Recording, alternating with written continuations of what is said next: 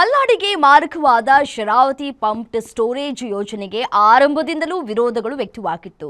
ಕೇಂದ್ರದ ಅರಣ್ಯ ಸಲಹಾ ಸಮಿತಿ ಯೋಜನೆಗೆ ಆಕ್ಷೇಪ ವ್ಯಕ್ತಪಡಿಸಿದ್ದು, ಸೂಕ್ತ ಮಾಹಿತಿಯನ್ನು ನೀಡುವಂತೆ ಕೋರಿ ತಾತ್ಕಾಲಿಕ ತಡೆ ಸಹ ಒಡ್ಡಿದೆ. ಈ ಕುರಿತ ಒಂದು ವರದಿದೆ, ಬನ್ನಿ ನೋಡ್ತಾ ಹೋಗೋಣ.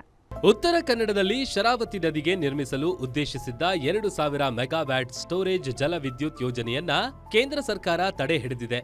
ಕರ್ನಾಟಕ ಇಂಧನ ಸ್ವಾವಲಂಬನೆಯ ಹಾದಿಯಲ್ಲಿ ದಶಕಗಳಿಂದ ದೀಪದಂತೆ ಬೆಳಗುತ್ತಿರುವ ಶರಾವತಿ ಕಣಿವೆ ಇಂದು ಸುದ್ದಿಯ ಕೇಂದ್ರ ಬಿಂದುವಾಗಿದೆ.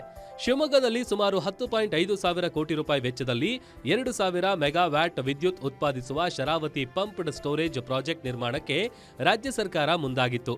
ಇದೀಗ ಈ ಯೋಜನೆಗೆ ಅರಣ್ಯ ಸಲಹಾ ಸಮಿತಿ ಯೋಜನೆಗೆ ಸಂಬಂಧಿಸಿದ ಮತ್ತಷ್ಟು ಮಾಹಿತಿ ಕೇಳುವ ಮೂಲಕ ಕೇಂದ್ರ ಸರ್ಕಾರ ತಡೆ ಹಿಡಿಯಲಾಗಿದೆ.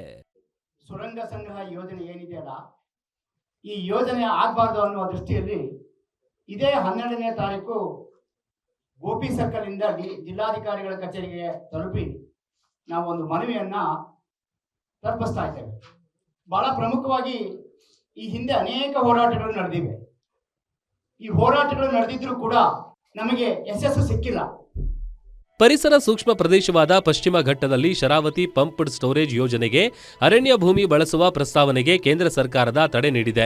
ಈ ಯೋಜನೆಯಿಂದ 16,000 ಮರ, 100 ಪ್ರಭೇದದ ವನ್ಯಜೀವಿಗಳ ನಾಶ ಹೊಂದಬಹುದು ಎಂದು ತೀರ್ಮಾನಿಸಲಾಗಿದೆ. ಇದರಿಂದ ಫೆಬ್ರವರಿ 12ರಂದು ಶಿವಮೊಗ್ಗದ ಗೋಪಿ ಸರ್ಕಲ್ನಿಂದ ಡಿಸಿ ಕಚೇರಿವರೆಗೆ ಶರಾವತಿ ಪಂಪ್ಡ್ ಸ್ಟೋರೇಜ್ ಯೋಜನೆ ವಿರೋಧಿಸಿ ಬೃಹತ್ ಪ್ರತಿಭಟನಾ ಜಾಥಾ ನಡೆಯಲಿದ್ದು, ಸಾವಿರಾರು ಜನರು ಪಾಲ್ಗೊಳ್ಳಲಿದ್ದಾರೆ.